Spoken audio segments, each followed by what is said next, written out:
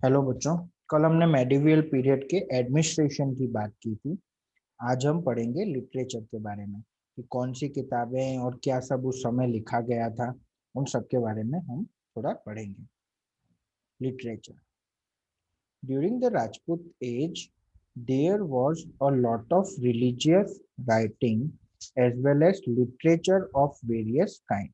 ठीक है। राजपूत एज, जब राजपूतों का शासन चल रहा था हमारे भारत में, हमने बात भी की थी कल। तो उस समय रिलीजियस या राइटिंग का मतलब होता है भगवान से रिलेटेड, धर्म से रिलेटेड, पूजा पाठ से रिलेटेड किताबें और जो नॉवेल्स थी और वो सब चीजें लिखी जाती थी ज्यादातर। ठीक है। Scholars and education receive great patronage from the Kings. ठीक है। जो बड़े बड़े विद्वान होते थे और जो पढ़ाई लिखाई और विद्या होती थी, ये सब के लिए हमेशा राजा महाराजा इसको प्रोत्साहन देते थे। बड़े बड़े पाठशालाएं और बड़ी बड़े जो विश्वविद्यालय होते थे वो खुलवाते थे राजा। ठीक है। उनको कैसे ना कैसे, किसी ना किसी तरह से मोटिवेट करने की कोशिश करते थे। Many literary work were composed in Sanskrit, प्रकृत, तमिल, कन्नड़ा, तेलुगु एक्सेट्रा। बहुत सारी जो क्षेत्रीय भाषा थी, रीजनल लैंग्वेज जो थी, उसमें कई किताबें लिखी गई। ठीक है। ज्यादातर किताबें उनमें से धर्म से रिलेटेड होती थी, यानी भगवान के बारे में और भगवान से रिलेटेड जो भी चीजें होती थी, धर्म ज्ञान के रिलेटेड जो भी चीजें होती थी वो होती थी। संस्कृत आप जानते हो उस समय हमारी लैंग्वेज हुआ करती थी, मेन लैंग्वेज हुआ करती थी, और संस्कृत से ही धीरे धीरे अनेक क्षेत्रीय भाषाएं बनी थी। हिंदी भी एक भाषा वही है जो संस्कृत से बनकर आई है। ठीक है। तो ज्यादातर किताबें जो थी संस्कृत में लिखी गई थी उस समय। The great Sanskrit poet mug composed the epic Shishupal वध। ठीक है।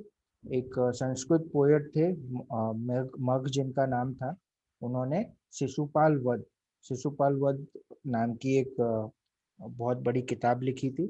शिशुपाल वध में भगवान श्री कृष्ण ने अपने कजिन जो था, उनका जो कजिन था, जिसका मतलब जो बहुत ही अ, खराब था, जिसका भगवान के कजिन होने के बावजूद उसके अंदर जो गुण थे वो किसी राक्षस के गुण थे। तो किस तरह भगवान ने उसे मृत्यु दंड दिया। भगवान ने सगे और संबंधी में कोई भी भेदभाव नहीं किया। ये सब चीजें इसमें बताई गई है।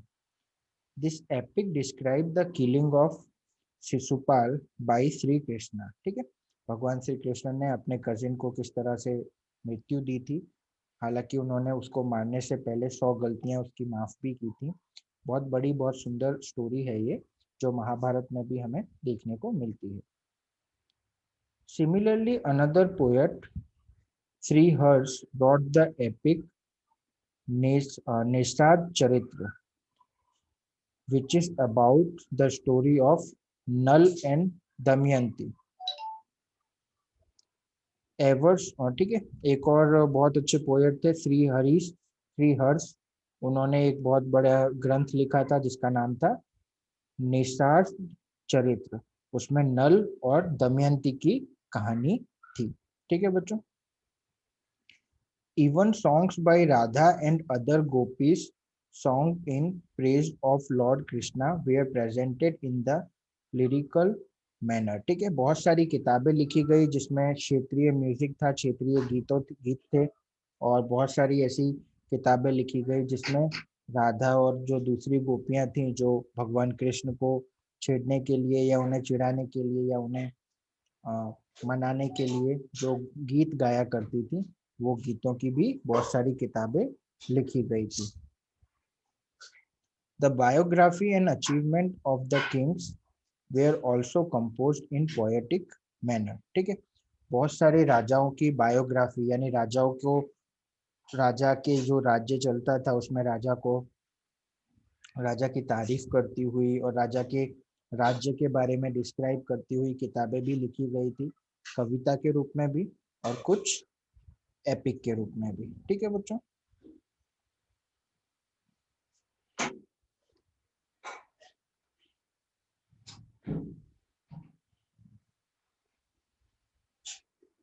हेमचंद्राचार्य wrote कुंवरपाल चरित्र based on the life of Solanki king of Gujarat Kunwarpal. ठीक है, गुजरात में उस समय सोलंकी किंग्स का राज्य चलता था। ठीक है, सोलंकी जो राजपूत थे उनका राज्य चला करता था। तो उन्हीं सोलंकी राजाओं में एक राजा थे कुंवरपाल। उन कुंवरपाल राजा की प्रशंसा में लिखी गई एक किताब का नाम है कुंवरपाल चरित्र, जिसे हेमचंद्र आचार्य ने लिखा था। एंड द ग्रामर बुक सिद्धम शब्दानुशासन। ठीक है, सिद्धम शब्दानुशासन। ठीक है, ये किताब भी उन्होंने हेमचंद्र आचार्य ने लिखी थी। As the title indicate, the names of kings Siddharaj Jaisingh and Hemchandra Acharya are associated with this book. This book was considered so important that it was placed on an elephant during the procession in Patan. ठीक है बच्चों, तो ये जो सिद्धम शब्द अनुशासन जो किताब थी, हेमचंद्र आचार्य ने जो किताब लिखी थी, ये जब राजा सिद्धराज जयसिंह राज्य किया करते थे गुजरात में, उस समय लिखी गई थी और ये किताब उनसे जुड़ी हुई थी। ठीक है, ये किताब बहुत इंपॉर्टेंट थी, इसमें ग्रामर के और शब्द अनुशासन के बहुत सारे रूल्स थे। इसकी वजह से ये किताब बहुत इंपॉर्टेंट मानी गई थी।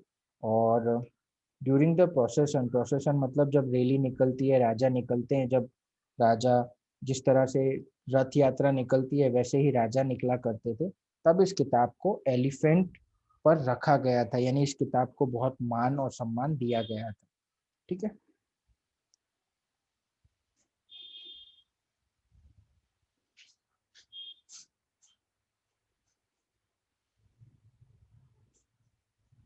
Not only poetry but plays were also written during that time.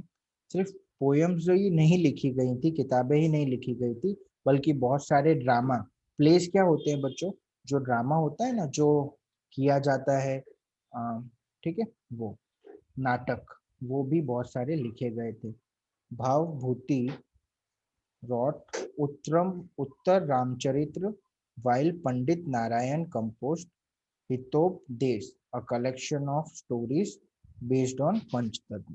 ठीक है, भावभूति नाम के जो लेखक थे, उन्होंने उत्तर रामचरित्र, ये रामायण का लिया गया एक भाग है, उसके उस उन्होंने वो लिखी है उत्तर रामचरित्र, जिसमें बेसिकली लव कुश का जो राम भगवान के जो पुत्र थे उनका उल्लेख आता है, वो वाली रामायण उन्होंने लिखी थी।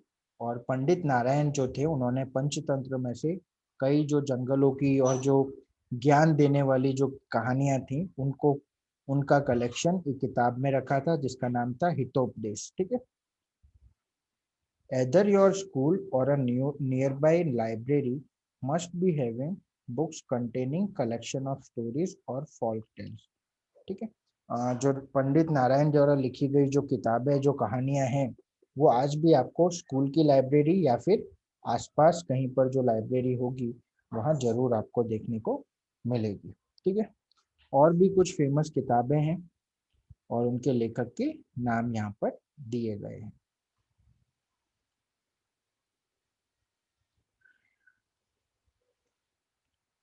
अब हम बात करते हैं आर्किटेक्चर के बारे में। आर्किटेक्चर यानी राजपूत एज के दौरान कौन कौन से महान किले, महान महल और बड़े बड़े मंदिरों का निर्माण हुआ था, उनकी हम एक झलक देखेंगे। Among the various constructions during the Rajput age, temple construction is noteworthy। तो जो राजपूत के जमाने में जो चीजें बनी थी, महल किले, वो सब तो था ही महत्व का, आज भी हम घूमने जाते हैं उन सब जगहों पर।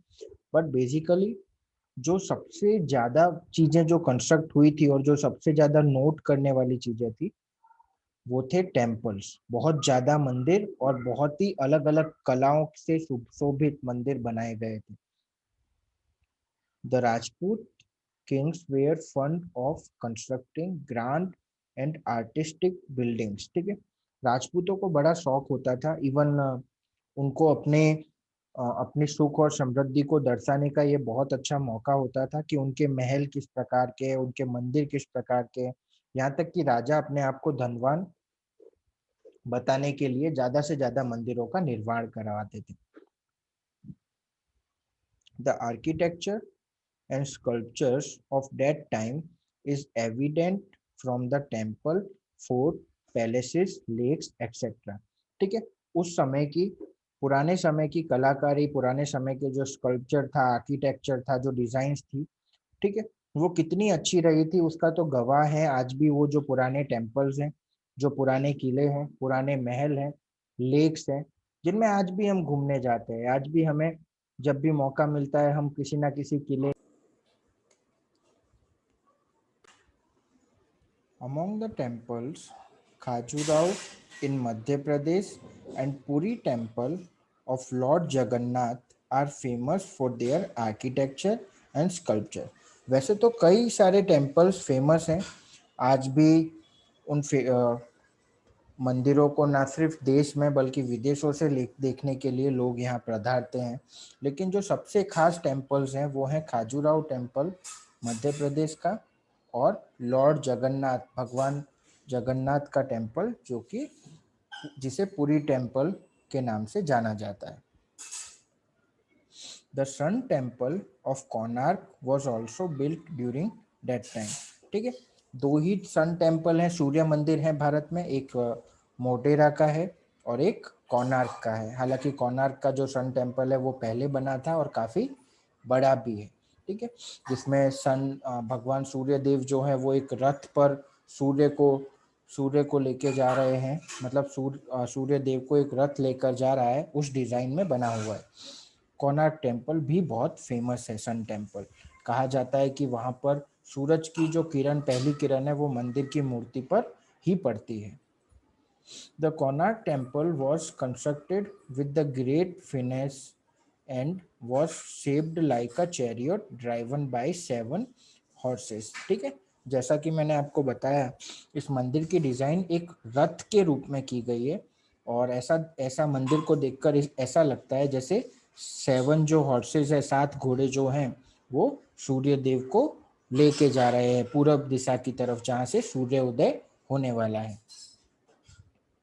Among the other sun temples of India, the Martand temple of Kashmir and the Modera Sun temple of Gujarat are famous। ठीक है, कोणार्क के अलावा एक और सूर्य मंदिर है जो कि मोडेरा में है, और एक और टेम्पल है जिसे सूर्य मंदिर भी कह सकते हैं, वो मर्तंड टेम्पल है जो कि कश्मीर में सिचुएटेड है।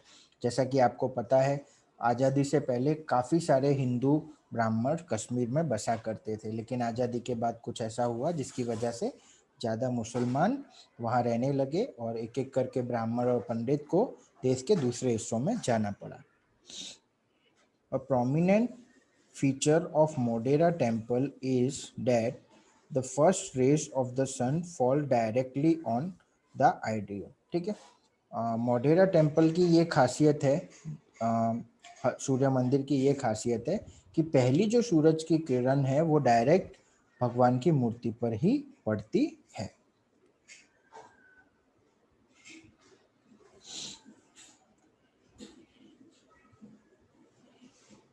The Ellora caves of Deccan have caves representing 3 religions: Hinduism, Buddhism and Jainism. ठीक है, एलोरा केव्स जो कि डेक्कन प्लेट्यू में सिचुएटेड हैं, वो 3 धर्मों को दर्शाती हैं, 3 धर्मों के इम्पोर्टेंस को दर्शाती हैं: हिंदू, बुद्ध और Jain. One among this is the grand Kailash temple. Ellora caves में एक बहुत बड़ा कैलाश टेम्पल यानी भगवान शिव का मंदिर है।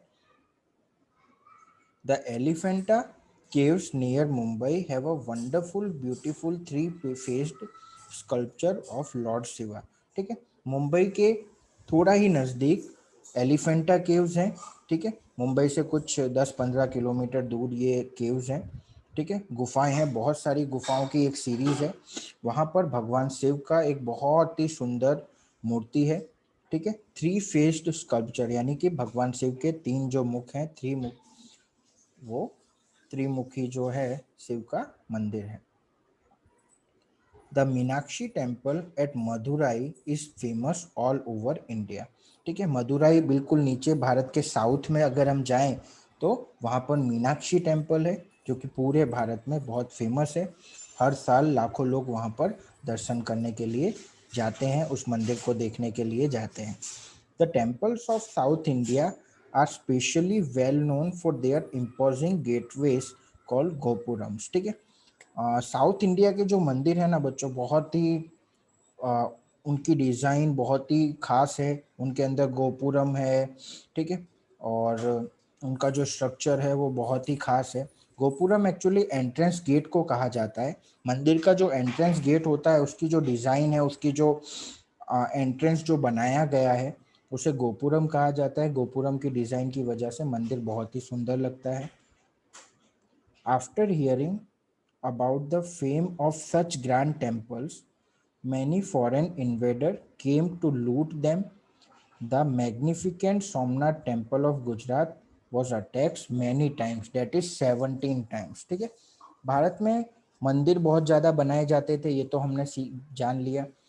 राजाओं को मंदिर बनाने का बड़ा शौक था और राजा सोने की और चांदी की मूर्तियां और ढेर सारा धन जो था वो मंदिर में अर्पित किया करते थे। मंदिर के कोषागार में रखे जाते थे बहुत सारा हीरे जवाहरात चांदी सोना।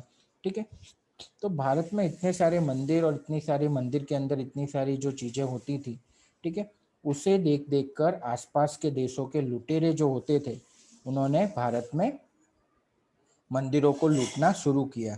ठीक है, भारत का जो सोमनाथ टेम्पल था बच्चों, ठीक है, जो कि सोने से बना हुआ था, मीन्स सोने की बहुत सारी चीज़ें उसमें थी, उसको 17 बार लूटा गया।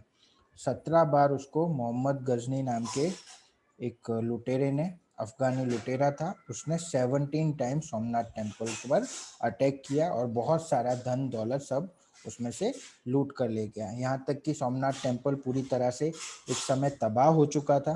वो तो हमारे लोखंडी पुरुष वल्लभ भाई पटेल थे जिन्होंने सोमनाथ टेम्पल का पुनः निर्माण करवाया और आज सोमनाथ टेम्पल हमारे सामने एक बहुत ही सुंदर टेम्पल बन के खड़ा हुआ है। आज भी देश विदेशों से लाखों लोग उसके दर्शन करने के लिए आते हैं।